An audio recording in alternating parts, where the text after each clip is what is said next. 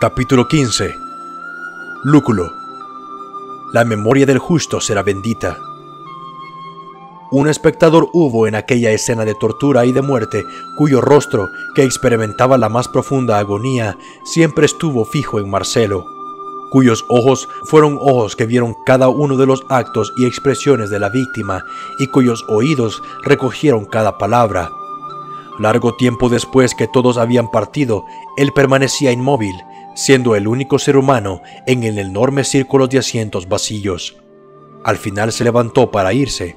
Lejos se hallaba él de la elasticidad característica de sus pasos. Se desplazaba con aire cabizbajo y debilísimo. Su mirada de abstracción y el dolor del que todo él se hallaba embargado lo hacían parecer a uno que había sido repentinamente víctima de una dolencia mortal.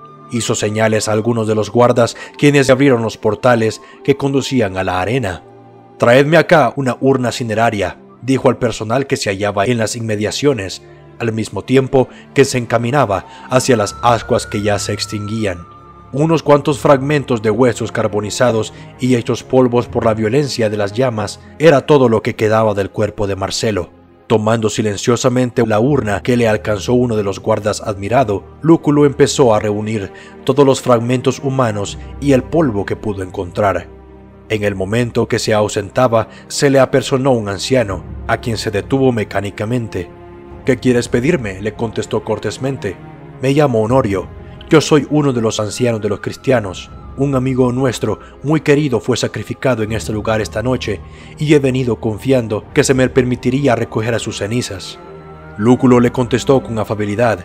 «Es un acierto que te hayas dirigido a mí, venerable maestro. Si tú hubieras descubierto tu nombre a otro, habría sido capturado en el acto, porque se está ofreciendo un rescate por ti. Pero no te puedo conceder el pedido que me haces. Marcelo murió, y sus escasas cenizas las tengo en esta urna. Serán depositadas en una tumba en el mausoleo de mi familia, con todas las ceremonias de honor, porque fue él mi más querido amigo, y su pérdida hace de esta tierra un desierto para mí, y del resto de mi vida la carga más penosa». Honorio balbuceó con profundo entusiasmo. «Comprendo que tú no puedes ser otro sino Lúculo, de quien siempre le oí hablar palabras de afecto». «Yo soy. Jamás hubo dos amigos más leales que nosotros. Si hubiera sido posible, yo le habría evitado el sacrificio. Jamás habría sido detenido él. Si él mismo no se hubiese arrojado en las manos de la ley como lo hizo, oh destino inescrutable, precisamente cuando yo había tomado todas las disposiciones para que jamás pudiera él ser capturado, pero él en persona se enfrentó al mismo emperador, y así fue como yo con mis propias manos fui obligado a conducir al ser que más amaba a la prisión y a la muerte. Lo que para ti es pérdida, es para él la ganancia más inconmensurable, pues ha ingresado al reino de felicidad inmortal». Lúculo exclamó profundamente. «Su muerte fue todo un triunfo. Yo he observado antes la muerte de muchos cristianos, pero no he sido tan impresionado por su esperanza y su confianza. Marcelo enfrentó la muerte como si ésta fuera la bendición más feliz. Así fue en cuanto a él, como también lo fue en cuanto a muchísimos otros, cuyos despojos yacen en el infausto confinamiento en donde estamos obligados a morar. A ellos quiero agregar las cenizas de Marcelo. ¿No convendría que así compartieran tumbas? Venerable Honorio, yo habría abrigado la esperanza desde que mi querido amigo me dejó, que por lo menos tendría el placer de llorarle y de prodigar a sus despojos los últimos honores piadosos y de derramar mi llanto en su tumba. Pero, oh noble Lúculo, ¿no habría preferido tu amigo que se le diera sepultura con las ceremonias sencillas de su nueva fe y en un lugar de reposo, juntamente con los otros mártires con cuyos nombres se encuentra él relacionado para siempre?» Lúculo quedó poseído de un profundo silencio, y después de haber pensado por algún tiempo, al final habló. «No cabe la menor duda en cuanto a los deseos de él. Yo me rindo ante ellos y me privo del honor de ofrecerle los ritos funerarios. Llévalos, venerable Honorio, empero permíteme que asista a vuestros servicios de sepelio. ¿No quisieras consentir que un soldado, a quien conocéis solamente como vuestro amigo, ingrese a vuestro retiro y presencie vuestros actos? Ante ti, nuestras puertas y corazones se abren en la más cordial bienvenida, oh noble Lúculo, como lo fue con Marcelo antes que tú. Si por ventura tú recibieras entre nosotros la misma bienaventuranza que le fue concedida a él. No alimentéis una tal esperanza, dijo Lúculo.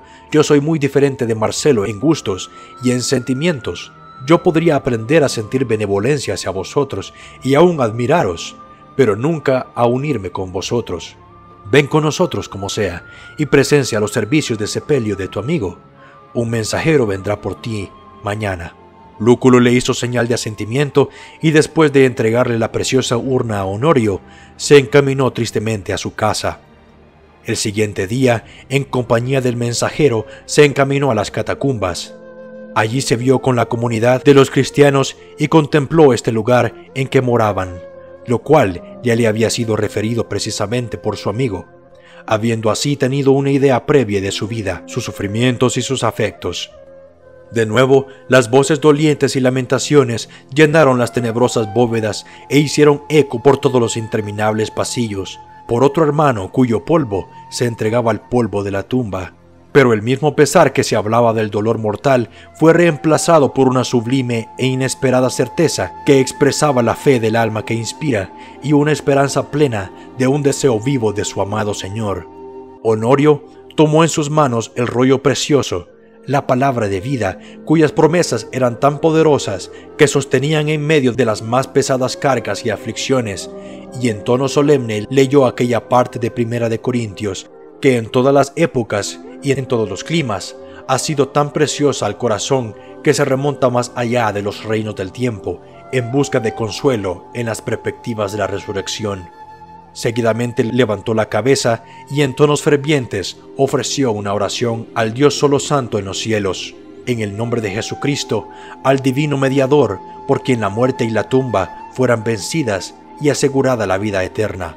El rostro pálido y triste de Lúculo, particularmente visible entre los dolientes, aunque él no fuera cristiano, con todo admiraba tales doctrinas gloriosas y escuchaba con reverencia tales exaltadas esperanzas. A él le fue concedido colocar las amadas cenizas dentro del lugar de reposo final. Fueron sus ojos los últimos que se posaron en aquellos despojos queridos. Sus manos colocaron en el lugar la loseta en que se había de grabar el nombre y epitafio de Marcelo. Lúculo volvió a su casa, pero era un hombre nuevo. Su ufanía personal parecía haber sido subyugada bajo las severas aflicciones que había sufrido. Había tenido razón al decir que no sería cristiano, y aunque la muerte de su amigo le había embarcado el corazón de tristeza, no había dolor por el pecado, ni arrepentimiento, ni anhelo de conocer al verdadero Dios viviente. Había perdido toda aquella habilidad de gozarse en el mundo, pero no había logrado ninguna otra fuente de felicidad. Empero la memoria de su amigo tuvo la virtud de producirle un efecto.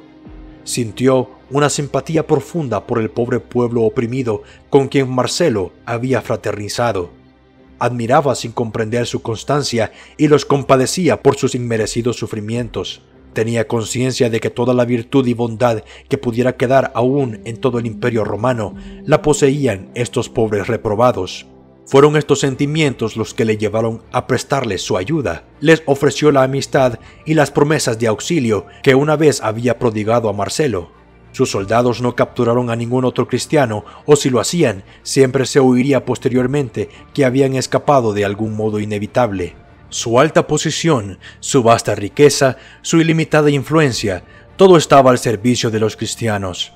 Su palacio llegó a hacerse muy bien conocido a ellos como su más seguro refugio y lugar de ayuda, y su nombre gozaba del honor de ser el más poderoso de sus amigos humanos. Pero todas las cosas llegaron a su fin, y así también los sufrimientos de los cristianos y la amistad de Lúculo llegaron a su fin. Como un año después de la muerte de Marcelo, el severo emperador Decio fue destronado, y otro asumió el poder imperial. La persecución cesó, la paz volvió a las asambleas de los cristianos, y estos salieron de las catacumbas a vivir gozos a la saludable luz del día. De nuevo podían oír los seres humanos las alabanzas al Dios y Redentor de ellos, y de nuevo reiniciaron su interminable lucha con las huestes del mal. Pasaron los años y Lúculo no experimentó cambio alguno. Cuando Honorio salió de las catacumbas, fue llevado por Lúculo a su palacio y moraba bajo su amparo por el resto de sus días en la tierra. Él se esforzó por pagar su deuda de gratitud a su noble benefactor, haciéndole saber toda la verdad, pero murió sin haber podido disfrutar del gozo por el que tanto había orado. Al final, la bendición llegó. Pero después de haber transcurrido muchos años, cuando ya Lúculo se acercaba a los límites de la vejez, llegó a escuchar la voz del Salvador. Pero largos años habían pasado desde que el mundo había perdido sus encantos para él. Las riquezas, el honor, el poder no le satisfacían en absoluto. Su vida se deslizaba bajo una sombra de tristeza que nadie le podía curar. Pero el Espíritu del Dios vivo llegó a posesionarse de él, y merced a su divina mediación pudo por fin regocijarse en el amor del Salvador, de cuya obra sobre el corazón humano había presenciado tantas y tan contundentes pruebas. Largos siglos han transcurrido sobre la ciudad de los Césares desde que la persecución de Decio arrojó a los humildes seguidores de Jesús a las lóbregas y gélidas catacumbas. Tomemos la vía Apia y veamos qué nos enseña. Delante de nosotros se la larga fila de tumbas hasta la milenaria ciudad. Aquí los poderosos de esa Roma hallaron el lugar de su reposo, y aún hasta allí llevaron las pomposas muestras de cuánto pueden las riquezas y la gloria del mundo y el poder. Debajo de nosotros se hallan ocultas las rudas tumbas de aquellos en que en vida fueron reprobados como indignos de respirar el aire libre bajo el sol del cielo. Observad el cambio. En derredor nuestro están aquellas tumbas señoriales, todas en ruinas, en santidad profanada, sus puertas derribadas y su polvo llevado del viento. Los nombres de aquellos que allí fueron sepultados nadie los recuerda. El imperio que fundaron ha caído. Las legiones que les llevaron en 1000 conquistas han dormido el sueño del que no despertarán hasta la segunda resurrección. Pero la memoria de los perseguidos que yacen debajo, la asamblea del Dios de la tierra contempla con reverencia. Sus sepulcros se han tornado en santuarios de peregrinaje, y esa obra en la cual desempeñaron ellos un papel tan noble ha sido transmitida a nosotros para que la continuemos hasta que Jesús venga. Humildes, despreciados, proscritos, afligidos, la fama se negó a asentar sus nombres en los rollos de la historia. Con todo, esto al menos lo sabemos bien, que sus nombres están escritos en el libro de la vida del Cordero, y su eterna comunión será con aquellos de quienes está escrito: estos son los que han venido de grande tribulación, y han lavado sus ropas, y las han blanqueado en la sangre del Cordero. Por esto están delante del trono de Dios, y le sirven día y noche en su templo. Y el que está sentado en el trono tenderá su pabellón sobre ellos. No tendrán más hambre ni sed, y el sol no caerá más sobre ellos, ni otro ningún calor, porque el Cordero que está en medio del trono los pastoreará, y los guiará a fuentes vivas de aguas, y Dios limpiará toda lágrima de los ojos de ellos.